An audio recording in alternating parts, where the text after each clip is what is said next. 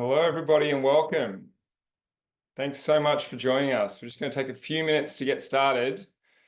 Just while we wait, if you'd like to put in the country you're calling in from, I'm calling in from Kumameri country here on the Gold Coast. And if you'd like to acknowledge the country you're calling in from, then please go ahead and do so in the chat.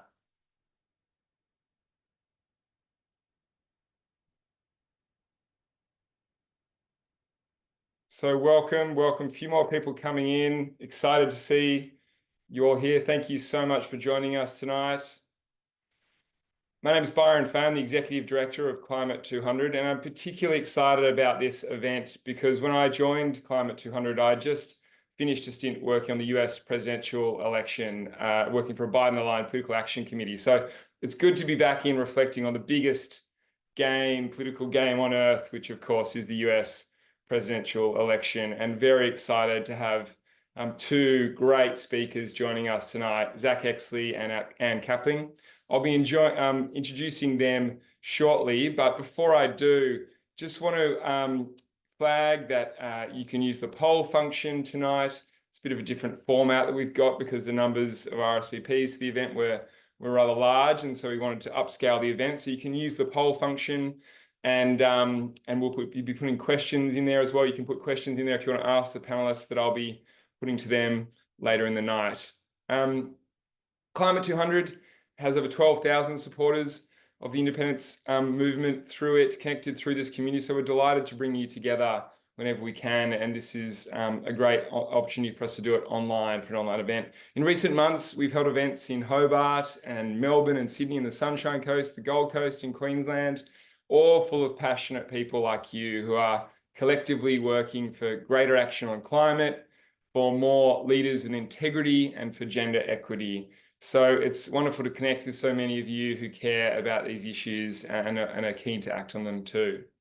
So tonight, we're going to hear from two great speakers. But before we do, I'd like to introduce Simon Holmescourt, who's the convener of Climate 200. He's a clean tech investor, a climate philanthropist. In addition to his work with Climate 200, Simon is a director of the Superpower Institute, the Smart Energy Council, and the Australian Environmental Grantmakers Network. So Simon, come on in, and I'll pass over to you. Wow, thank you. Thanks, Byron, for that introduction. And thank you very much for everyone who's joined us tonight. I'm just going to take a couple minutes just to, I want to talk about a couple of speakers a couple of American thinkers really, who have very much influenced me on my journey. Now, the first one is not the person who said this quote, but the person who introduced me to it. Professor Lawrence Lessig, he's a law professor, was at Stanford, now at Harvard, spends a lot of time talking about American democracy, what's wrong with it and how to fix it. And he started a talk with this quote that had a really big impact on me, that there are 1,000 hacking at the branches of evil to one who is striking at the root. Henry David Thoreau quote. Lessig implores us all to think about the work we are doing, or all of us are doing, to change the world around us, and to focus on not the branches that will grow back, but finding the root and striking at that root to make change. An American thinker who's been around, who was around maybe a household name 50 years ago. Next slide, please. There's a guy called Buckminster Fuller. Now, if we were, 50 years ago, it was a household name, and everyone would have, he was the quintessential engineer, he came up with some of the first ideas around circular economy, about the reuse of materials to reduce our impact on the earth.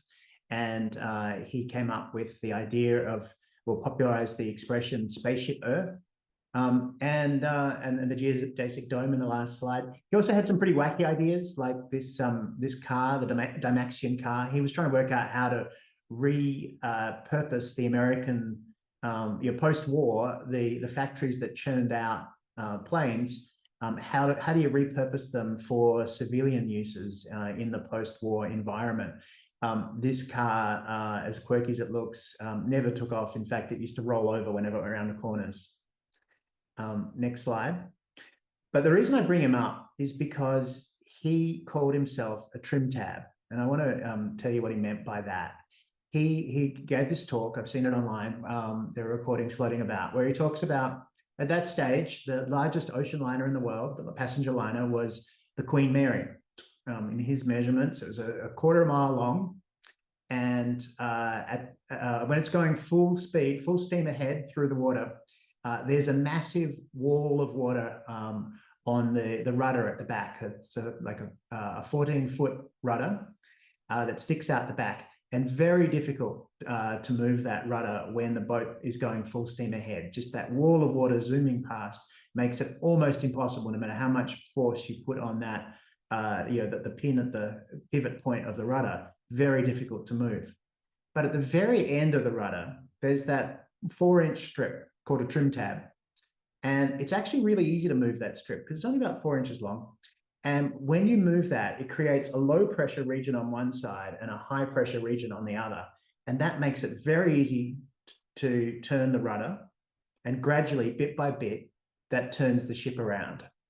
He likened himself to a trim tab. He said that he wanted to be in the right place at the right time, not to put in a heap of force, but a small amount of force in the most strategic point possible that would move the rudder and then move the ship around.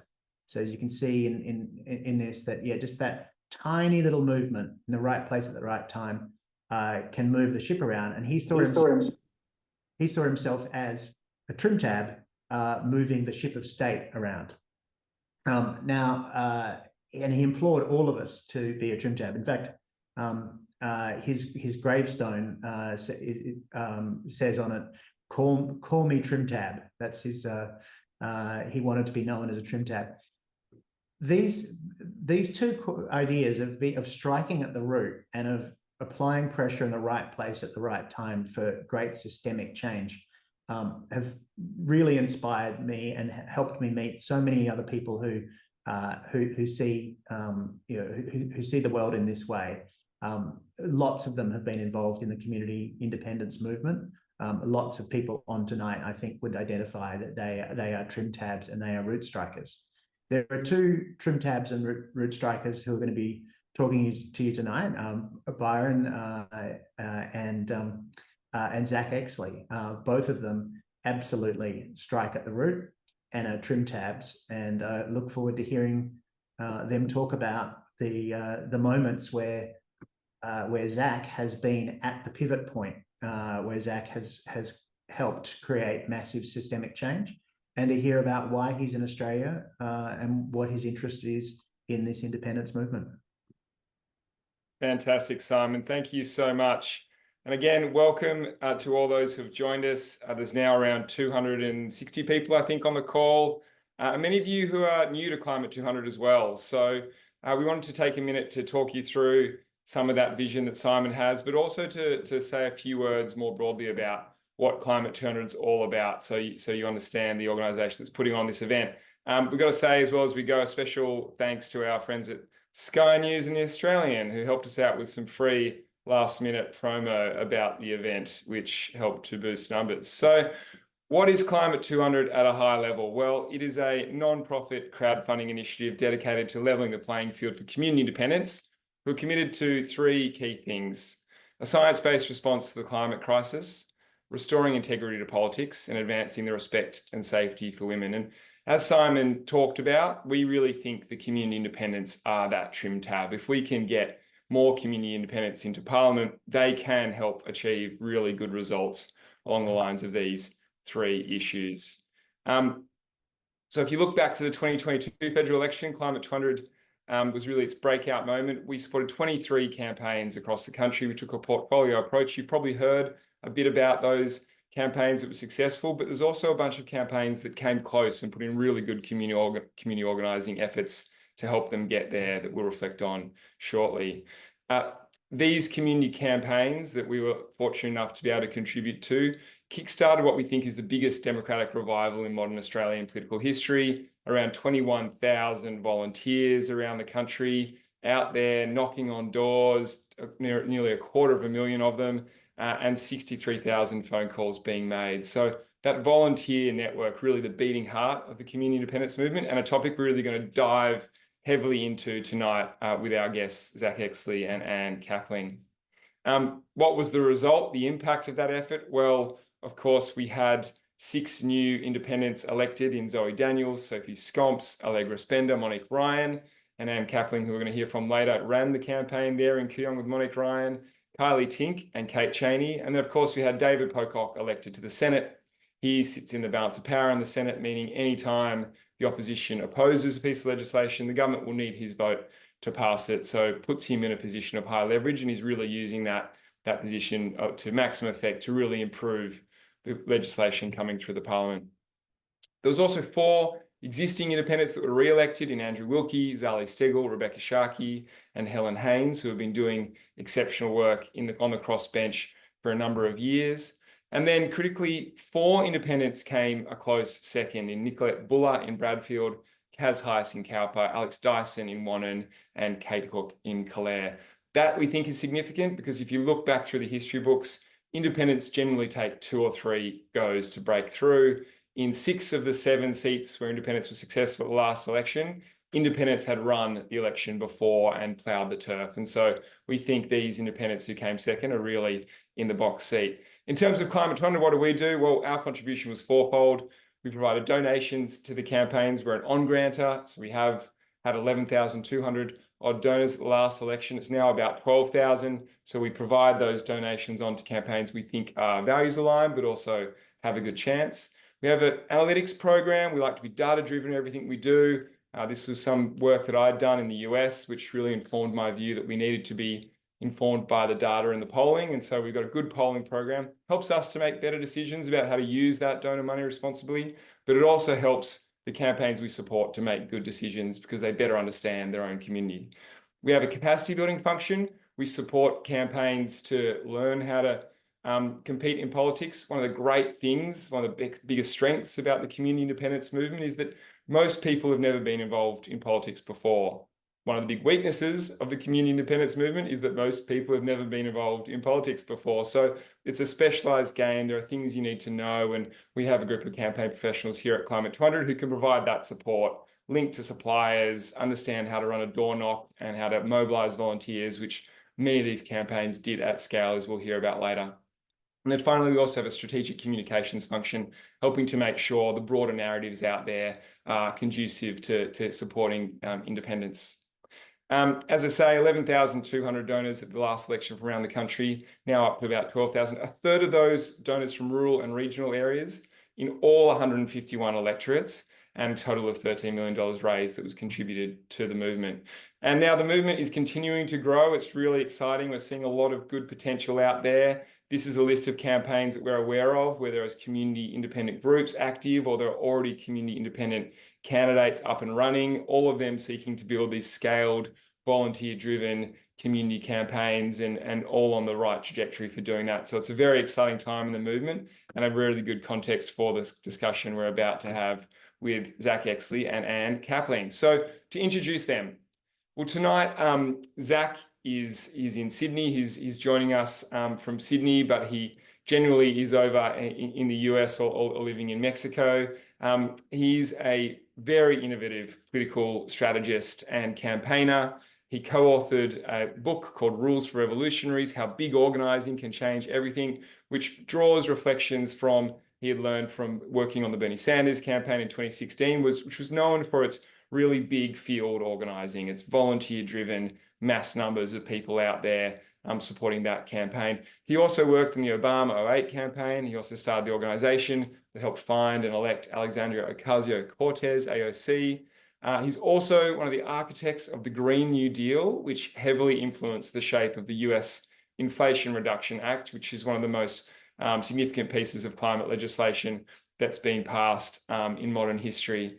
Our second panelist is Anne Kapling. Anne is a political strategist who came out of retirement to co-found Voices of Kooyong and Kooyong Independence at the last federal election.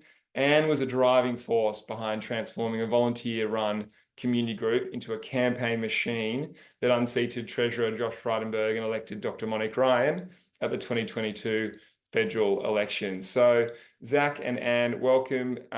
Thanks so much for taking the time to join us. Come on to this. Thanks a lot, Anne. Good to see you. Hi, Zack. How you doing? Hey, great. Zack, I might start with you. So, you've come across the sea. Many Americans think it's a long way to come. What has brought you to Australia? Well, like you alluded to, I actually worked on a project. I started a project in the U.S. where that's sort of similar to the community independence movement and Climate 200. We had a vision of recruiting a whole bunch of independent candidates and running them as a block on the Green New Deal program. But as most people watching will know, our system makes it pretty much impossible to run an independent. So we were challenging both Republicans and Democrats in their primaries. It was on one level sort of a big failure because only one of our candidates won, but that candidate was AOC and she made a big splash, and that in that moment we were able to put out the Green New Deal. So I really want to try again. And when I heard about the community independence movement here, I was really interested because there's really nowhere else in the world that I can find, anyways, where there are a bunch of independents getting elected, retaining their independence, and actually, getting a slice of parliament. And from my experiences over the last couple of weeks, I can really feel that a bunch more independents are going to win in this next election. And so this is a growing movement, and I really can't identify anywhere else in the world where this kind of thing is happening. So I came to learn about what the secret sauce was, about what the dynamics were that were making this possible here, and I want to take back what I'm learning to the US, and we'll see if we can try again Great, Zack. with real independence. That's part of, that's part of where my head is at and why I really wanted to learn from here. Yeah. Well, I think it says a lot that people like you are sort of interested in what's going on here, and there's a long list of them. We've got Rory Stewart as well, who was the Tory. He ran for the Tory party leadership not so long ago. He's coming out here on a book tour, I think next month, who talks about the independence in the same way. So lots of people internationally excited about what's going on here. So it's great to be able to talk to you a bit more about the movement and how it works. So let's start with community organizing, and I think it's pretty clear that something happened that was quite exciting in Australia. There was 2,000 volunteers involved in some of these bigger campaigns in Kooyong and in the ACT with David Pocock, in Wentworth with Allegra Spender. Others had 1,500 plus volunteers active. So really clearly some of those large volunteer-driven models were working quite effectively here in Australia. And I think a lot of those techniques that you've talked about in your book inform a bit of that. But maybe take us back, what is big organizing? What is that all about? And what did you discover when you were working on your campaigns in the US? Well, the Bernie campaign was really unique because we had so many volunteers wanting to participate. And we have a weird system, as probably most people know, where 4 states really matter in the presidential primary process. And then the other 46 states in all of our territories don't really matter all that much. So they usually don't get any attention. So I went to the campaign and said, I think because of the technology that's available now and the internet and people's phones and all of this stuff, that we would be able to actually mobilize volunteers all across the country to call in, because phone banking is something that works in the US and probably worked a lot better back then, to call into those early states and identify the Bernie supporters. So the question was, could we get all those volunteers into groups, into productive teams where they could actually do real effective work? And even though we didn't have staff all across the country. So one of the chapters in the book is called "The Revolution Will Not Be Staffed." And that made some of our colleagues very angry because they were staffed. But there's nothing wrong with staff. But if you really want to go big and you don't have hundreds and hundreds of millions of dollars and a big giant old party behind you, you need to figure out a way to really rely on volunteers, which is something that I've seen on these amazing campaigns, like the campaigns that Anne has run, and like others that I've seen around the country here. And I don't want to keep going on and on, but we've figured out some really interesting techniques to get people committed to each other in small groups. And we were able to facilitate that, not just online. We went all around the country. We held events where we brought people together, but then we kind of found ways to sort of crystallize that volunteer mass into structured teams. And if you want to know all the details, of course, I can plug my book here, and you can get Rules for Revolutionaries and read all the details. Yeah. Yeah, great, Zach. And this might be a good place to bring you in because obviously volunteers were central to what you did in Kooyong. And I think it came down to people being really excited about that campaign. And I remember very clearly on election day when I sort of passed through the electorate, seeing that lots and lots of volunteers out with placards on the street supporting Monique Ryan. And the opponent, Josh Frydenberg, had paid those people to wear those mobile backpacks that were sort of looking quite forlorn and walking around. So there was a bit of a contrast there. It was kind of like you paid for as much advertising. You had all the billboards and you had all the kind of yard signs out, all the corklets out. So talk to us a bit about that campaign. How did you build such an impressive, I think, was it 2,000 people in the end who were engaged? It was. Thanks.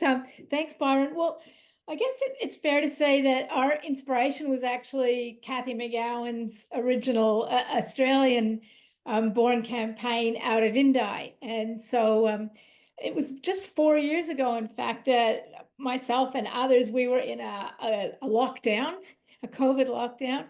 And we were all having a grumble on our neighborhood Facebook page about our local councillors, in fact. I remember this because we're having council elections now again.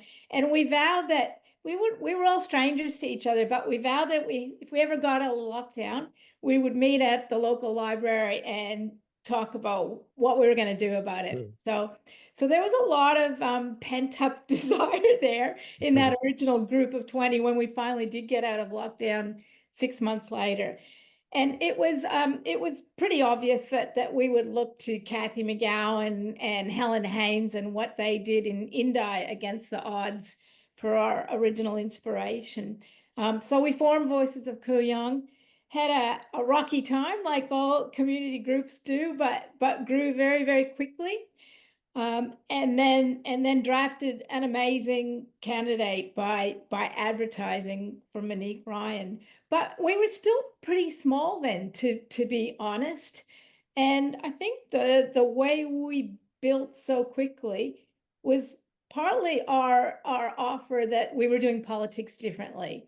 And so many people who would walk in the door when we opened our little campaign headquarters would say, the first thing they'd say to us is, I've never been involved in politics before. And that was fantastic because our ethic was that we're not going to do what the parties do. Everyone is sick of people just arguing with each other for pure political and electoral gain and for opposing just for the sake of opposing. So that wasn't our starting point.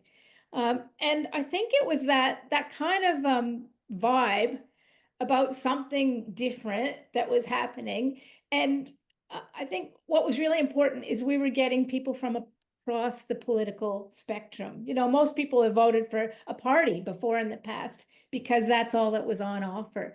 And it was pretty confronting to me to have people come in from right across the political spectrum to say, I want to help, what's going on here? How can we be involved? And our promise to everybody, and this is where we learned a lot from Zack and the Bernie campaign. And I didn't realize that's where we were learning the lessons from, but certainly I have to credit the fabulous people at Climate 200 for teaching us some great ideas that we found out later came from Zack. But that's where we had a deal with people that if you put up your hand to volunteer, you're going to get to meet Monique Ryan, the candidate, that week. And you're going to be with a group of volunteers right away. And we're going to talk about our campaign strategy, our campaign secrets, how we're going. We had no secrets. That was part of our model. And we're going to get you involved right away and give you a chance to get involved. So I think it was that very early start that as soon as someone was brave enough to put up their hand and say, how can I help or how can I get involved? We had a relationship with them straight away. And I think that that positive, engaged experience was just welcome and exciting. You know, no one had to do training. There was no occupational health and safety. We had no red tape, no protocols, no procedures. We just had the offer of you can get involved and we'll support you in that. So I think that really set us off, you know, in a rocket to the moon. Yeah, fantastic, Anna. And it reminds me, and I will, I will mention the book again, Zach. You've got a chapter in there. I think it's something like, burn the passwords or give away the passwords or something like that. Just this idea that you need to have some radical trust, let people in and let them, really, if they want to volunteer, give them the resources they need to throw themselves into it without too much red tape, too many hurdles, as you described, Anne. Is that accurate, Zach? Is that a kind of accurate reflection of what you were on about there?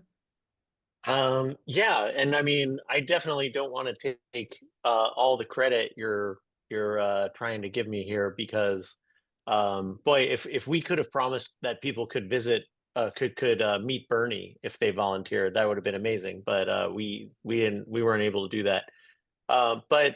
But yeah, we giving away the passwords was a big part of our campaign. But I think that can get misconstrued sometimes. We built teams, like the way we were able to mobilize all those people all over the country was with a lot of help from specialized volunteer teams where people were doing very high level work. And that's part of why we said the revolution will not be staffed, because we had volunteers working in the same capacity as very high level staff. And because of the absence of the red tape and the bureaucracy and the HR department, we were able to bring on people and who were incredibly experienced, in their lives. They were working in their day jobs were really high level jobs, a lot of these folks. And also people that just wound up being really naturally talented, even though they didn't do some kind of big professional job. We had a lot of retirees, who had amazing careers, who joined us in really specialized high level roles. We were able to move them into these teams and get them rolling, partly because there was no bureaucracy. So it was, there was no bureaucracy, but there was structure. We had people in specific roles. They knew what their roles were. And we knew, there were teams and we knew who the leaders of the teams were. And we didn't just give passwords away to people that we didn't know. We tested people out a little bit, made sure that, we really got to know them. I'd look them up on social media to make sure that they really worked where they said they worked and that they were who they said they were. And then I would give them the passwords to like all of these, databases and all of this stuff that, would have gotten me in big trouble if certain people had known that we were doing that. So, so yeah, it's really important because you've got to be able to trust people. It is radical trust, but it's not like chaotic, indiscriminate trust. But it is putting a radical amount of trust in the hands of volunteers, and it's recognizing the incredible quality and the talent of the people that are in our communities and the people that turn up at our campaigns. And I think actually, like Bernie like what you said earlier about people have never been involved in politics. So many of the people coming onto your campaigns have never been involved in politics. That was really true of the Bernie campaign as well. It was not like the usual suspects from old political movements or anything. It was really brand new people, super, mainstream people. It was not the Australian was attacking me for being some kind of a communist today, but the Bernie movement was actually very mainstream and, really not a radical left thing or a left thing at all.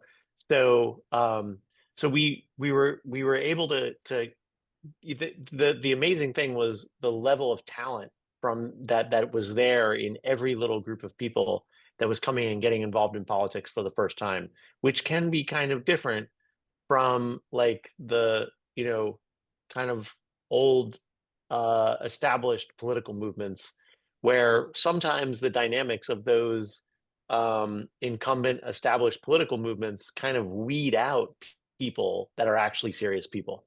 So I think that, that's a real advantage of independent campaigns. That was an advantage that we had on the Bernie campaign, on the AOC campaign, that we had such high quality volunteers. And so it would have been a crime for us not to extend them that radical trust. Yeah, great. And maybe just coming back to you, you said there was no kind of, you didn't have to do a training, but I do remember there was, you got the sense when you went into that office that there was a machine there. There was a process there. There was, go over there to get your t-shirt, go there to get your core flute, go there to get your flyers you distribute and door knocking. So similar thing, I guess, right? You had structure for them to easily enter into. We did, but I used to stand in the middle of our campaign headquarters, and I would say to Monique, our candidate, Dr. Monique Ryan, who's now the member for Kooyong, I would say to her, I don't know who any of these people are, and I have never had such an extraordinary, fantastic time in my life. And she would say exactly the same thing. And what was happening is that, volunteers would recognize that we were having trouble getting core flutes out the door, the yard signs to normal people. Thanks for the translation. Yeah. Yard signs out the door fast enough. And these two extraordinary women appeared, Sue and Jenny, and they said, we'll look after your entire merch distro operation. And we just put them in charge, and they managed to get 2,000 t-shirts of the right size and 4,000 core flutes to the right people in and out of that headquarters over the course of their campaign. I never had to once tell them what to do or ask them what they were doing. When we had a situation where a lot of our yard signs, core flutes, were getting destroyed, like defaced during the night, another group of volunteers set up their own flying team, cleaning flying team. And they had we set up the thing on the website, if your core flute's damaged, write in. And again, this group was entirely self-organizing, and they would go around all the suburbs and with their cleaner and clean them up every morning. So we weren't setting up these roles. These were just, as Zack said, people who were very accomplished and professional and hardworking in their own jobs, just putting up their hands and saying, we can do this. So, and I'm really excited for a lot of the new regional campaigns that we're seeing across Australia, because Australian regions are really noted for their ability to put up their hands and help each other out and get things done because of it, like, especially during disasters and things. So how much more fun is it going to be when it's not a disaster and it's something like Right. independent candidates? So yeah, well, we saw it down there in Indi, right, where this movement started with Cathy McGowan and now with Helen Haynes, and certainly becoming a bit of an independent stronghold right there.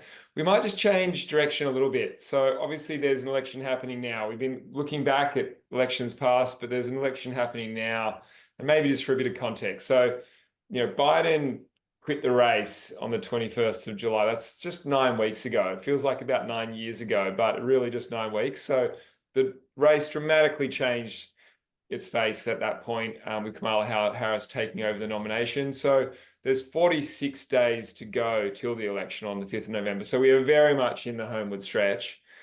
Polling often is a good indicator of where the candidate's at, and we can see that Harris is ahead. She is ahead by 2 points, which is exciting, but maybe a little bit sobering. At the same point in 2020, Biden was up 6 points, and in 2016, Clinton was down 1. So she's doing better than Clinton was doing in 2016. She's doing worse than Biden, but seems to be on a bit of an upward trajectory, and the polls seem to have improved since the debate. I don't know if it's so much about her doing well or him or Trump talking about, eating cats and dogs, which Seems to have been the main takeaway. But maybe if we can just check in with you, Zach, what do the scenario, here at Climate 200, obviously we care about climate integrity, gender equity, and it's hard to think of, a person who represents more the opposite than Donald Trump. So what is a Trump victory if he were to win in November? What does that mean for America, climate action there, and more globally as well? What would the impact of that be? Yeah, I mean, it would be horrible on every level if Trump won. If Trump won, obviously, he'll pull us back out of the climate agreements. He might pull the U.S. out of NATO. He really tried to pull the U.S. out of NATO last time. He tried to do a lot of crazy things, like buy Greenland, like very seriously. Um, he also, he has really declared himself an enemy of our democracy.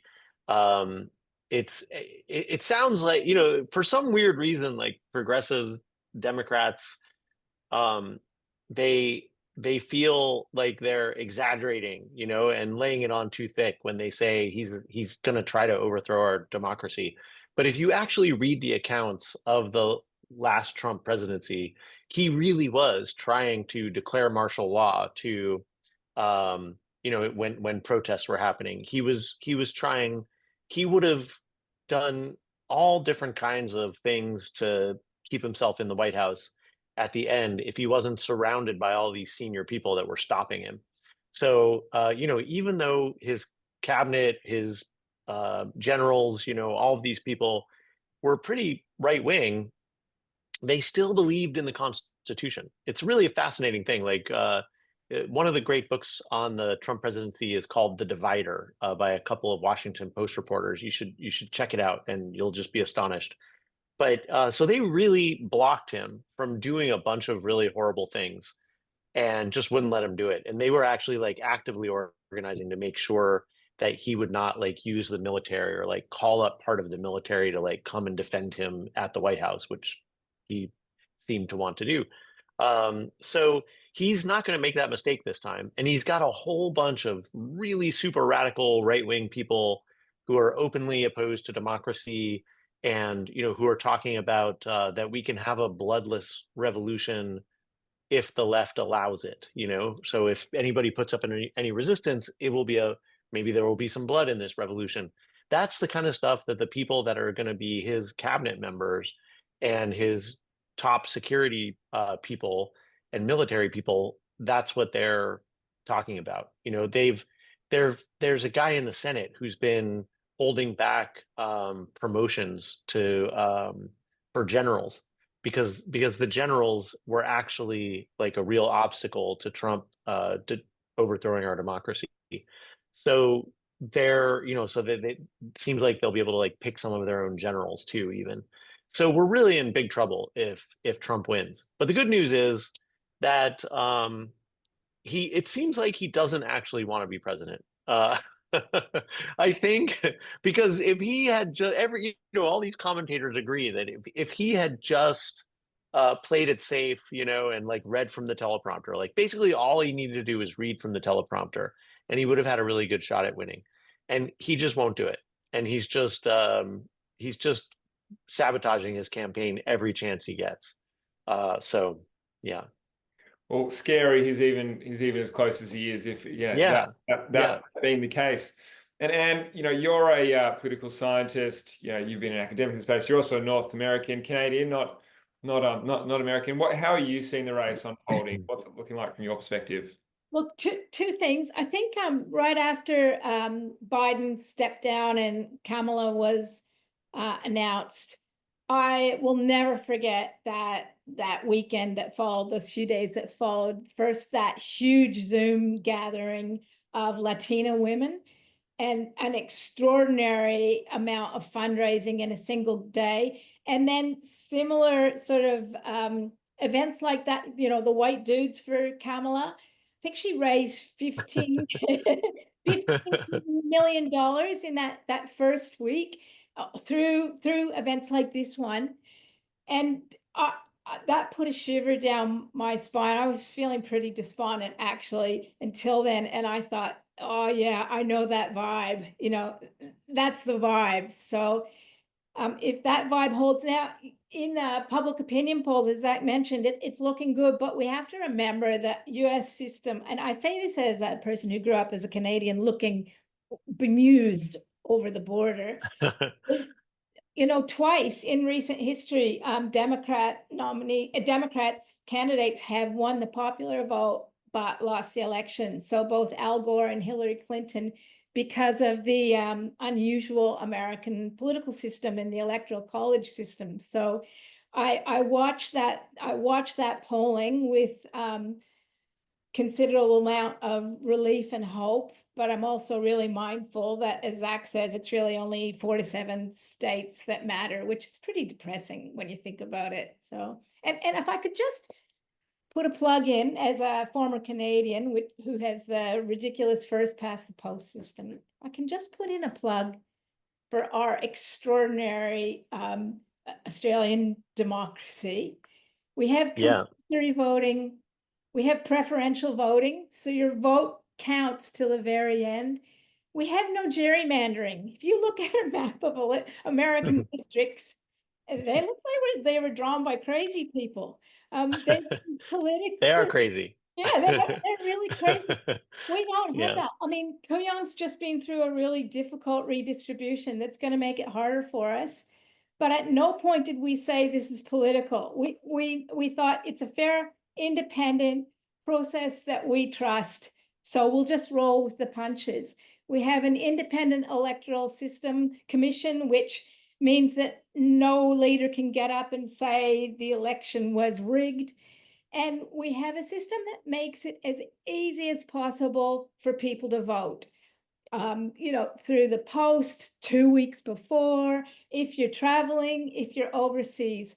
So I think part of the success of the independence movement is down to the fact that we have this really precious democratic apparatus and institutions. So we bitch a lot about Australian politics, but that the backbone of it is really solid.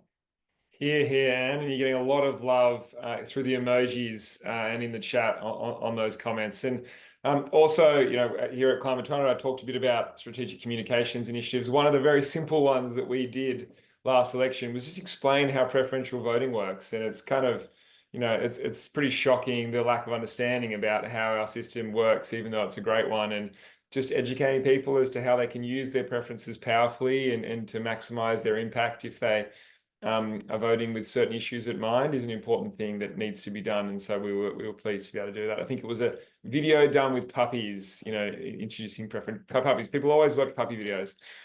Zach, maybe go back to you. So Anne's talked a bit about that moment when Kamala took the nomination and the sort of energy that she really carried through that period. What was your reflection on that? Obviously, it was going well, and what do you put that down to? Yeah, I really put it down to the fact that they didn't have time to screw it up because the Democrats, I've worked on a number of these presidential campaigns, and unfortunately, 3 out of 4 of them have been losers, and one the I only worked on one mainstream insider establishment campaign. That was the John Kerry campaign. And the reason, Kerry lost was because they just talked themselves out of any powerful position that they might take. There was, there was a clear position to take against the war in Iraq, for example, that Bush had just started, and Kerry just wasn't able to do it. And that was partly because he was just surrounded by all these people that were like, well, maybe not everybody would like that position, so let's come up with some other position that might sort of walk the tightrope between these two positions. And so nobody knew what Kerry was standing for or talking about. So I think that the change with Kamala taking over was so sudden that that they just didn't have time to make her be boring. which is part of Kamala's story is that when she ran for president in 2020, she, that apparently, if you read all of the accounts and everything, and that she really was trying to like triangulate, and the people around her, all these advisors were telling her that she had to act a certain way and try to pretend to be this certain kind of person and everything, to satisfy the requirements of that campaign cycle in 2018 and 2019, 2020. And it just didn't work for her. She wasn't really being herself. So it was sort of, I think she drew a lesson from that, and she was like, I'm going to be myself now. And the sort of the political zeitgeist had really changed. So it was more ready for somebody like who Kamala is. And Meaning not a left-wing Democrat, not a super progressive Democrat, like a very centrist, even a law and order kind of Democrat. And so so she just went for it and didn't think too much about it. And then she picked Tim Walz as her vice president. And Tim Walz, even before she picked him, he was on TV kind of, campaigning for himself subtly to become the vice presidential pick. And he was going after the Republicans in this really awesome way, basically like acting like a Republican would, just like talking common sense, talking directly to the American people, not really worrying about how he was sounding and just being himself. That's kind of the Republican MO when it comes to campaigning. He was doing that, but aiming it at the Republicans. And one of the things that I'm sure a lot of people have heard about is he was like, these guys are super weird, Trump and JD Vance, like, and he went into all the stuff that is super weird about these guys. And so instead of like with righteous indignation telling everybody how much they needed to hate Trump and hate JD Vance and how evil they were, he was just like, have you actually heard what these guys are saying? Like, they're nuts. It's really, really freaky. And that worked really well.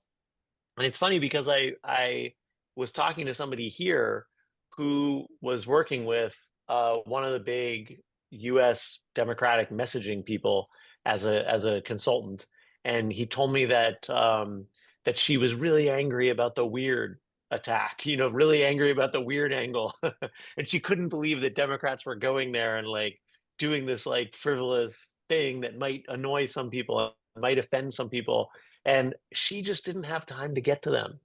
They didn't have time to have the meetings where she could present the focus group, data showing showing them that Tim Walz under no circumstances should call the Republicans weird.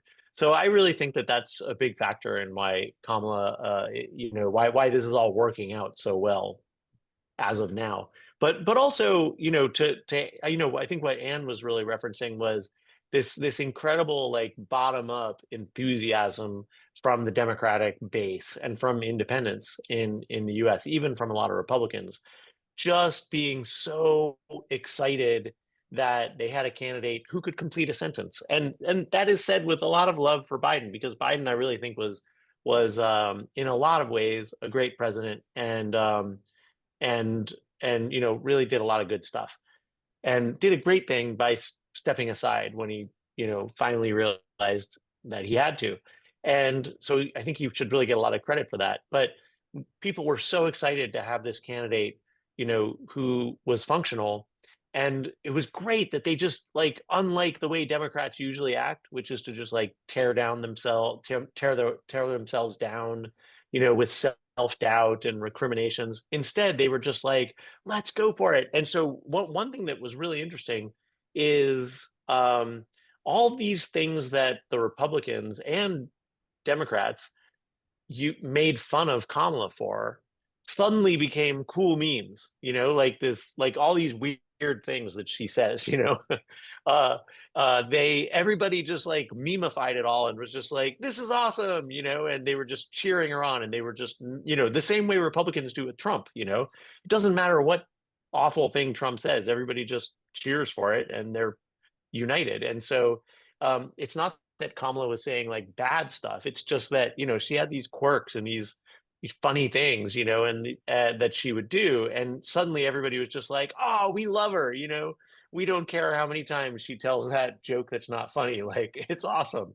And that was just really great, you know, that kind of enthusiasm. So then you got this incredible energy between the Democratic base just like loving Kamala, and then like Kamala loving them right back and just like giving them back all the energy that she was giving them. So that's the vibes thing. And it really worked out. It's the way campaigning should be. And let's just hope it keeps rolling until the end. Yeah. Yeah, well, she's certainly got the energy right now, doesn't she? So let's just see how this one plays out. And what an amazing job she did in the debate. Like, it's so incredible. Like, I'm just so happy. Like, and that, you know, that we have this woman, and a woman of color, and a Black woman, and an Asian woman, um, totally destroying Trump as he just, you know, tried to, you know, as he was just such a pig, you know. And like, what could be better? You know, what could be better than that? And she just did such an amazing job. She nailed every single point. And you know, like, yeah. So on some really important points, she was able to make these arguments to the voters that Democrats have just been totally unable to make for like decades, you know, like on abortion. It was and reproductive rights. It was really incredible how she handled that. Well, And yeah. let's come to that now, Zach. And obviously, you know, in terms of the issues that are really going to define this election, that reproductive rights of women is certainly a big one. And for Climate 200, you know, our third pillar, safety and protection of women. So this is, you know, important to this community as well. Yeah, clearly this is something that is energizing people, and in a place where there's volunteer voting, you know, you don't have to, it's not compulsory to vote. Getting that enthusiasm, people coming out to actually vote is key. Are you thinking this is going to be the thing that really pushes people to get involved?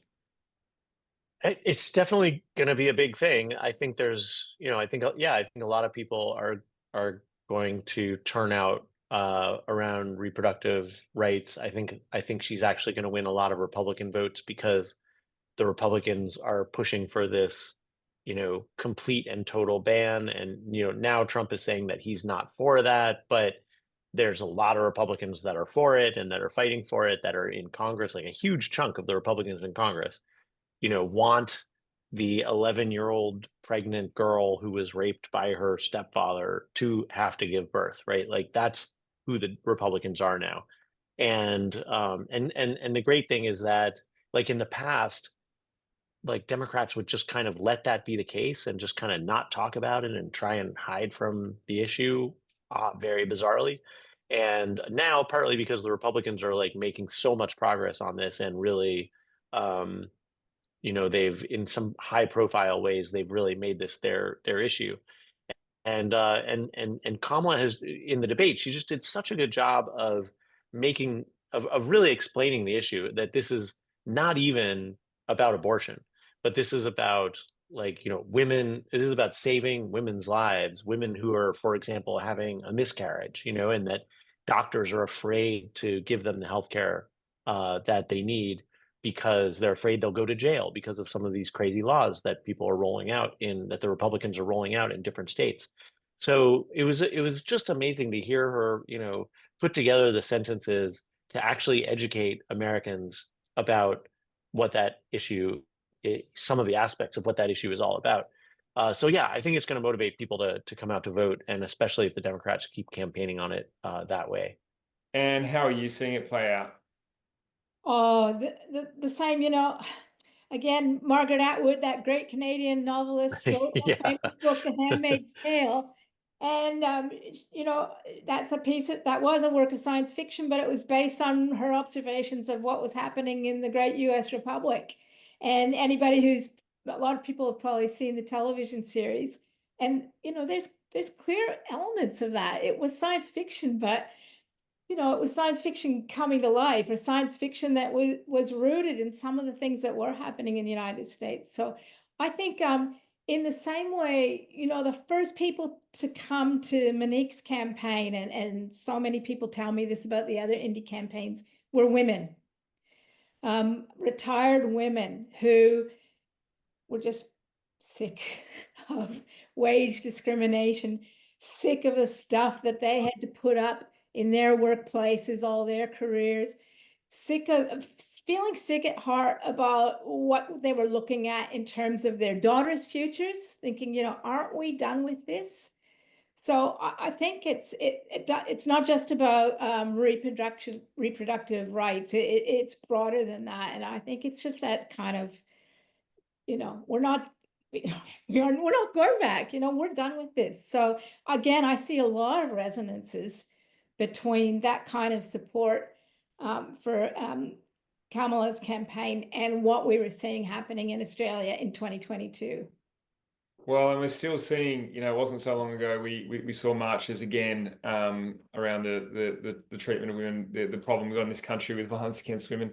And yeah, in Australia, still hopefully a motivating factor for people. Maybe we'll move on to fundraising. I think this is another really interesting element of what's happening over there. And again, parallels drawn. So, you know, Trump is being outdone by Harris in terms of the fundraising right now. But also Harris is doing a lot of small dollar donors. So I think the last stats I checked of the $500 million that she'd raised in that period, 200 million had come from small dollar donors and 300 million from large. So here at Climate 200, obviously we have 11,200 donors. So lots of people contributing what they can to the efforts that we had. And then of course the campaigns themselves had hundreds, if not thousands of donors. And again, many at that small dollar level.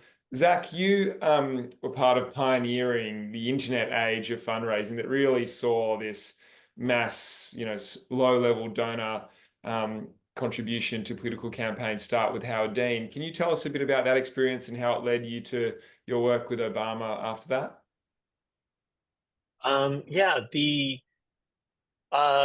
I mean, I worked at a group called MoveOn.org, which was sort of like the progenitor of GetUp and a bunch of, you know, similar organizations around the world. It was like the first big online organization.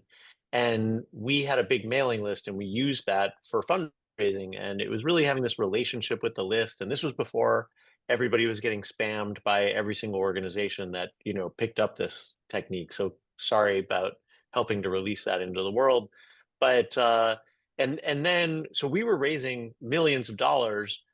And by the way, when you say that a lot of Kamala's donations are from big donors, that means people giving like 1,000 or 5,000. It doesn't mean people giving 10 million. You know, we have limits, we have contribution limits to our campaigns, and so all of the donations are small in a sense. You know that it's not made up of like chunks of millions being donated by really big donors.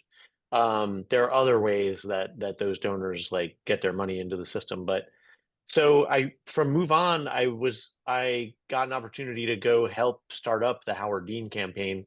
I know a lot of people probably don't remember Howard Dean, but he was kind of the Bernie of the 2004 campaign cycle, and he tried to defeat the establishment guy John Kerry. And we wound up raising many times more money than John Kerry, which was unthinkable. That this outsider that, you know, nobody had heard of until the campaign could come in and raise so much more money. So that was the first time that we realized we could turn our whole campaign money system on its head and have, because of the excitement that an outsider who like Dean opposed the war in Iraq before it started and when it was starting, unlike the rest of the Democratic Party establishment. So that's one. He favored gay marriage, for example, way before it was fashionable.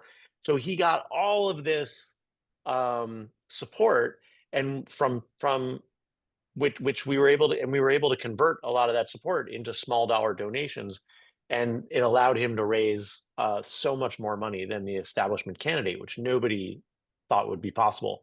So with Obama, I did online field stuff. I didn't do fundraising with Obama, but the Obama campaign, a lot of the same people from Dean went on to the Obama campaign and you know used all those same strategies to allow Obama to just raise a huge amount of money, which was a big part of what allowed him to win. And it kept going, you know. That online small dollar donation machine that we built with the Democrats allowed the Democrats to match the Republican fundraising 1 for 1. It used to be that the Republicans would just estimate how much the Democrats were going to be able to raise, and they would just say, okay, we're going to raise double that. And they could do that because they just had so many, wealthy people that could write those $5,000 checks, right? So, and they had a whole system for aggregating those checks and bringing in tons and tons of money. So we've flipped that on its head, and we were then able to say, no matter how much you can raise, we're going to raise a little bit more, or maybe a lot more. And that's what you see happening over the last 9 weeks since Kamala became the nominee. She's raised so much more money than Trump. So it's, I feel a little, a little conflicted about it because, like bringing in this whole money dynamic, it's just kind of horrible, and we're all getting spammed every day. But it is interesting that in the US, there is this dynamic where where ordinary people like see their credit cards, and their $5 donation or even $3 donation as a way of competing with the corporate, right-wing Republicans. And it's a really powerful thing. And it happens on the Republican side too. There's a lot of small dollar donors on the Republican side. So, but what's interesting is that it really has, in some ways, with the direct campaign financing, it really has kind of mitigated the effects of the corporate dollars.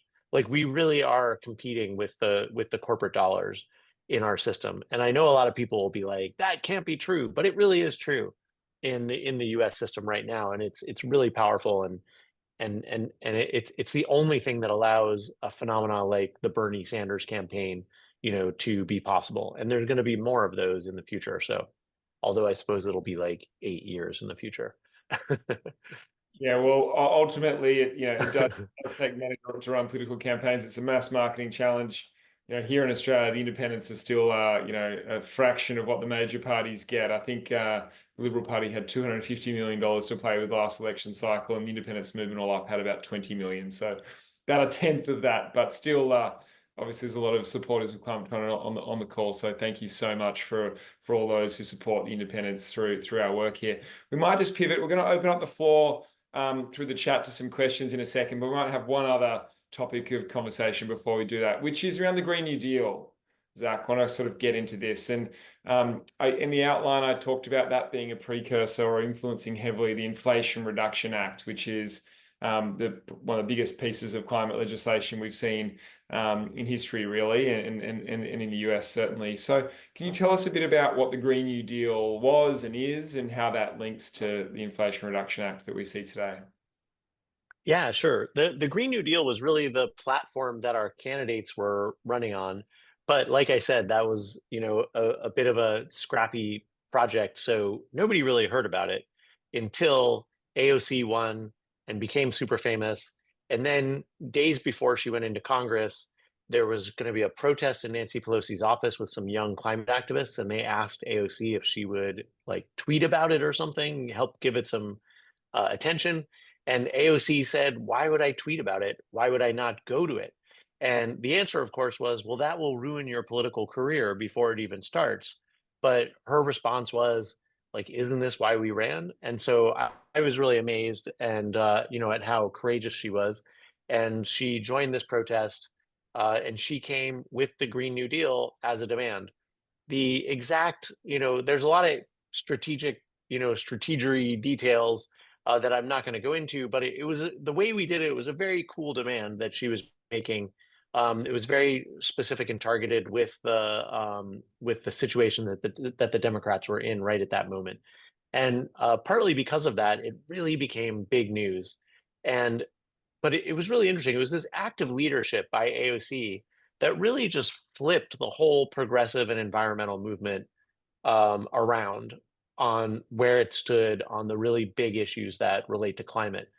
Before the Green New Deal, before that protest where she presented the Green New Deal as a demand to the Democrats, we actually got a letter where that a huge number of progressive and environmental groups signed, telling AOC not to do this, and telling her to not talk about the Green New Deal, to not go there. And it's because they all had these plans that they were working on in Congress to get some little thing accomplished, not to belittle any of those potential accomplishments, but trying to accomplish this one incremental thing, whatever it was keeping them from coming together around a much bigger vision and a bigger goal. And so AOC didn't listen to their complaints and put out the Green New Deal. And within 2 weeks, almost all of those groups, probably all of those groups, and 150 members of Congress and a bunch of other folks had all endorsed the Green New Deal.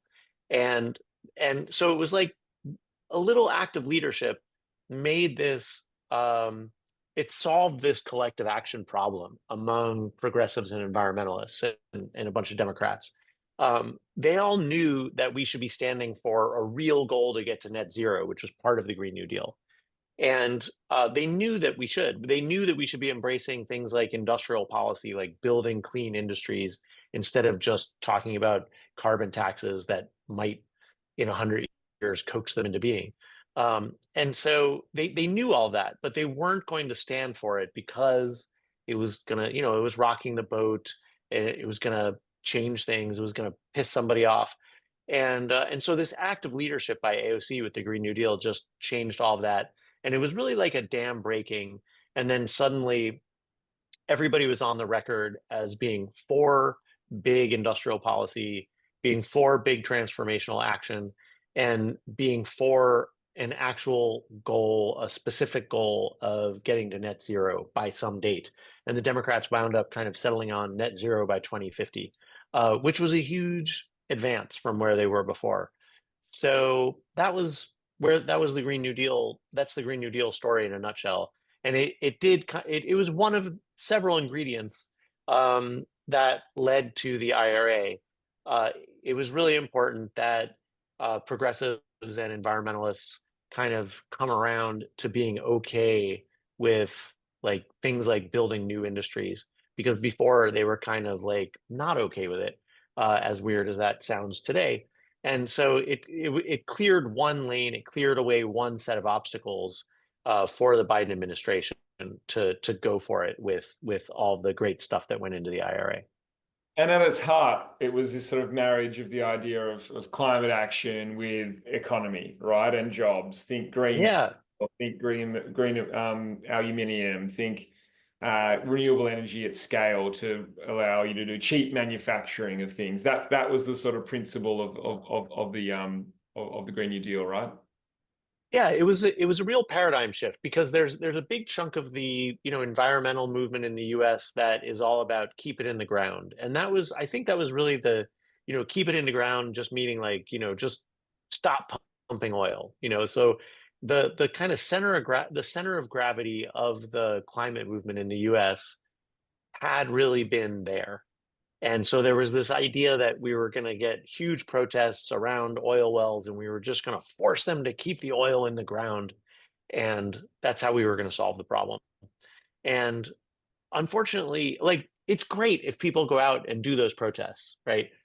Because that'll create pressure, and that'll be a really positive contribution to the whole equation. But if that's all we do, then we're not going to get the replacement for the fossil fuel industry.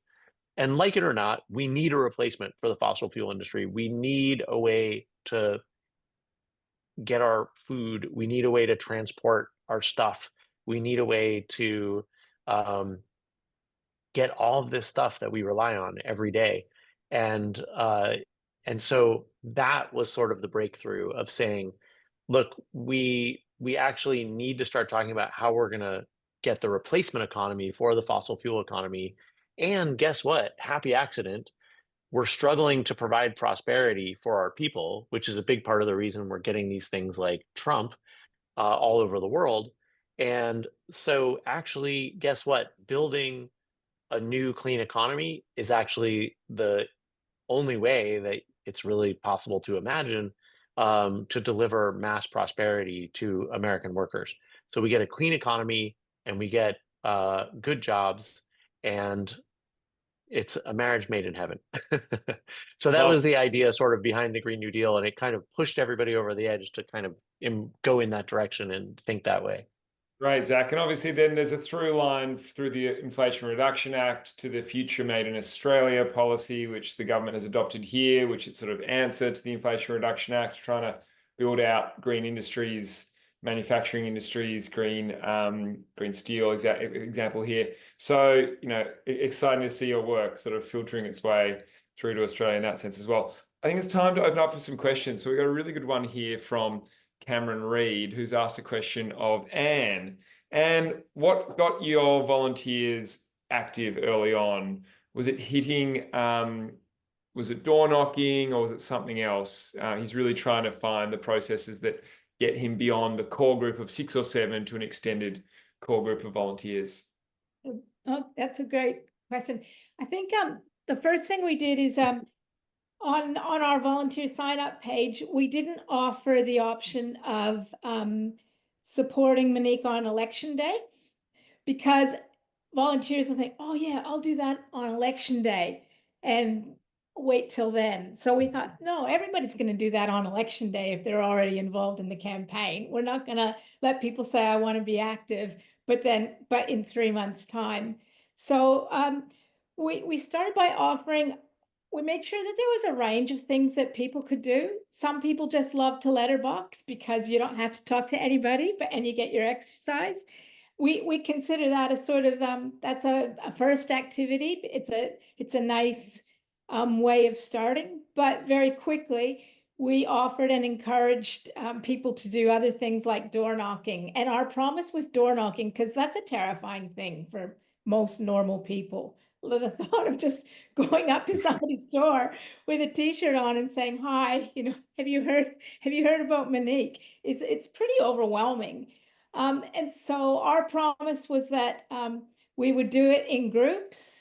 We would make it fun. You would always be paired with somebody who'd done it before and who knew what they were doing. And we'd only do it for a few hours, and then we'd debrief afterwards in a pub or a cafe and share all our war stories. So it was, we took away all those barriers and reasons not to do it and the things that make it a bit icky or scary. I think the other thing in relation to that is that we had regular pizza night events, and they were very awkward at first too, because we didn't know how many people were going to come the first pizza night we ran, and Monique always came and hosted them. It gave volunteers again a chance to talk about the campaign with Monique and what was on their minds and what were her policies or values. But they grew really quickly because we would always do a kind of rundown of what we'd done this week, how we'd done, how we were going against our plans. We'd tell sort of stories about the terrible things the Liberals were doing to us. And these things grew really quickly. They became very, very popular. So the first time I think we ordered 5 pizzas, we were ordering 100 pizzas by the end of them, spilling out into the street. And they were absolutely pumping. We'd only do it an hour. We'd do it on a Thursday or a Friday night, right around dinner time. People were encouraged to bring their kids. And it was just like one big hug, share some information, share some laughs, and just kind of affirm what we're doing. So I think things like that, again, it was just about sharing the joy and having fun. And sharing as much information as we could about what was happening with the campaign, that just creates that feeling of belonging and of making a difference.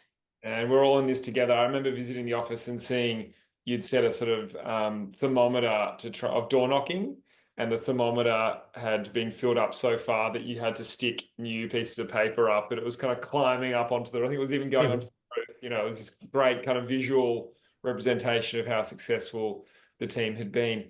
We've got another question coming in here from Thomas, who's asked, Zach, I might throw it to you. No, actually, sorry. Sorry, Thomas, I'm going to come back to that one. I will let's go to Thomas' question. What's the most effective thing for people to do if they are time poor, but may have financial or other resources should we be encouraging people to donate to those cases? If you don't have any time and all you have is your credit card, then yeah, you're gonna have to make a donation. Yeah, what else? Get out that credit card. Yeah, Yeah. I think also, you talked a bit about the phone banking, right? Which seems to me to be a good one in that it allows you to, if you just have some time, you can jump in and do it. And I know you did it through calling parties generally, but I guess having tools like that maybe make it easier for people to contribute when they can. Yeah, I mean, it does take time, anything that's going to make an impact in the campaign is going to take time. So, but also, I think you have time also. I think I think if you go to the pizza night, you're going to be having pizza with somebody at some point. So might as well go to the campaign pizza night and then, go out, knock on doors for an evening. I know you're watching Netflix, so you just go knock on some doors with another great campaign volunteer or a friend, and you're going to have great conversations with people. This like Australia is a door knocking paradise. The numbers I've been hearing at the campaign workshops that I've been doing are incredible. Like people are home, I guess. They're opening their doors, and also the campaigns I think are not making this huge mistake that the Democrats really make, which is to be super micro targeted, which is just a waste. Like in the US, when you go knocking on doors, you'll knock on a door and then you'll have to walk 4 blocks until you knock on the next door that the party wants you to knock on, because they're trying to be really smart about being very targeted, but it just winds up wasting your time because you're not talking to anybody.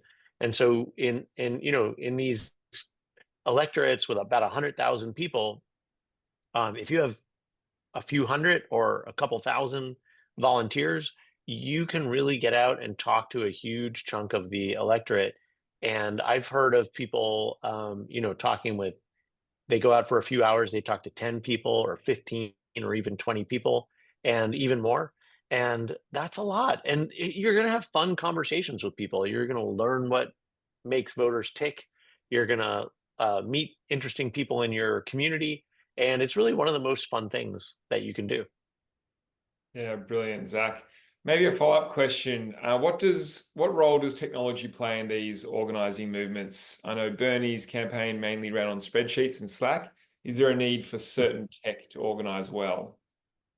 Well, we did have some specialized tech to allow people to do the phone banking to get numbers and call. And then, my co-author, Becky Bond, she went and led field on this really important Senate campaign in Texas. And they had some new tools that allowed them to do canvas, to do door knocking in new ways. But you all have, from what I understand, have a few tools available that sound really great, that let you just go to a neighborhood, get a bunch of doors to knock, and go out and knock. So the campaigns that I've met here are enabled with some really great technology that really puts them at the forefront of the field stuff. Yeah, great, Zach. And obviously, Zach has been running some workshops as part of the capacity building programs that we run, and really imparting some of this knowledge onto the campaigns, which has been fantastic. And a question here from Simon Waller. It appears that campaigns are becoming more expensive to run. Can you provide any insights on how much independent campaigns cost to run in Australia, and what are the different approaches to getting seed funding for a campaign? Yeah. Our campaign in Kooyong, I think we spent $1.7 million, which is ridiculous. But, by the time Monique had answered the ad in the newspaper, along with 30 other extraordinary people to be the next independent candidate for Kooyong, the Liberals had bought up all of the billboards, all of the outdoor advertising. Honestly, it looked like Pyongyang, every major intersection in Kooyong with the big digital billboards with the treasurer's face on them. So, when we started, we thought, wow, we first of all, we don't have that kind of money. there are no billboards to buy and we can't afford them. So part of our commitment to door knocking and getting yard signs up was, how do you do this campaign in a way that isn't so expensive? But we spent a lot of money on digital advertising because it's hard. You know, when people go to elections normally, they go, I'm team red or team green or team blue. And that's the way most people think traditionally in Australia. So when you've got an independent candidate, that's like team independent. And you have to spend a huge amount of effort in helping voters understand, who is this person? Why are they running? What did they used to do? Why have they given up their amazing job to try this crazy thing? What are their values? How are they going to behave in Parliament? Like and whereas, you know, we normally go to the election and think, yeah, I'm going to vote for a team, whatever color. So that was a real challenge. And I have to say that is where our largest amount of spending happened. And it's an interesting conundrum as we think ahead to the next election, because one of the things that our opponents identified in their post-campaign review was that we had done digital advertising much better than, in particular, the Liberal Party had. So we know that they will be much more sophisticated this time. So I'm not thinking that we're going to be able to run a less expensive campaign this time around, unfortunately. Yeah, thanks, Anna. And also, you know, with that figure you quoted, I understand that your opponent, although it's pretty unclear because it's not, Liberal Party is not transparent with these things, but he spent something like $3 million is the kind of talk on the street. Exactly. And because of the nature of the disclosure laws in his campaign funding vehicle, we will never know who donated to it and how much. Yeah, has never made a disclosure about a donor, as I understand it, his vehicle. Yeah, very interesting. Another question's come in from Bira. Now that Climate 200 has this experience, I'm wondering what we could do this time to start early, perhaps being more effective with more funding and a really powerful force to hold the balance of power.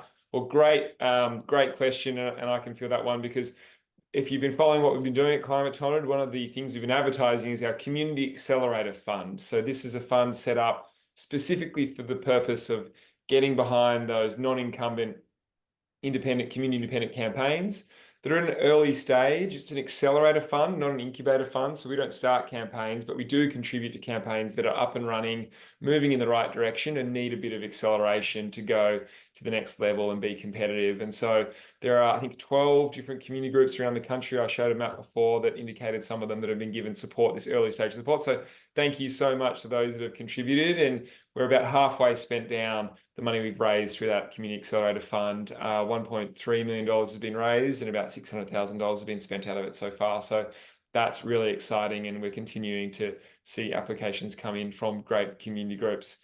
That's about all we have time for. Thank you so much, Zack Exley. Thank you so much, Anne Kapling. Round of applause. I know we're in a mode where we can't, but I'm sure people at home are applauding like crazy. Thank you so much for giving us your time, sharing your knowledge and lessons we've learned from the US context, but also the ways in which it's influenced some of the work being done here, but also for you, Zack, to take some of the lessons you're learning here back to the US, and hopefully you can use it to fix up American politics up there, mate. We're happy to help you out whenever you need it. To those on looking in from home, thanks again for joining us. We do want to say, people on the call might be excited about the community independence movement and getting involved and being involved in community organizing. If that's you and you don't know of a campaign near you, then we've got a form. It's going to be dropped into the chat right now. You can fill it out.